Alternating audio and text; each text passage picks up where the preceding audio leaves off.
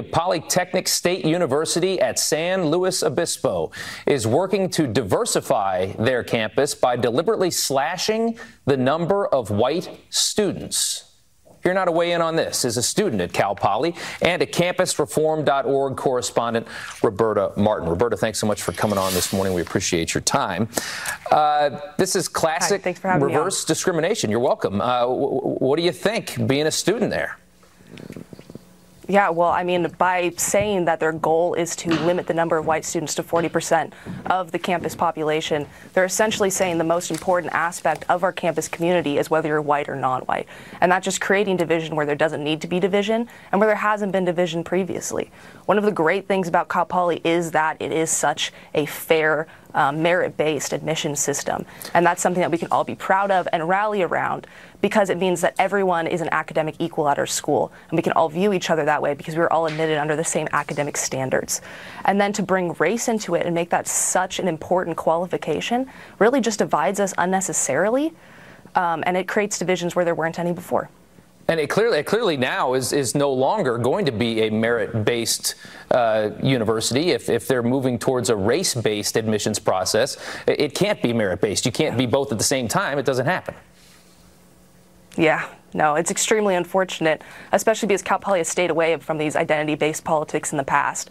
I mean, it's certainly not surprising that they have fallen in line with this trend on college campuses of choosing color over qualifications or accomplishments of their students. And that's something that the Leadership Institute's campus reform has been following a lot on dozens of college campuses. Yeah. But Cal Poly has previously stayed away from that, and that was a great thing, and that was something to be proud of, and the fact they're now falling in line with that is extremely disappointing. Well, it's a public school, and they gave out a little quote here that we're going to read. In 2011, the campus was 63% Caucasian.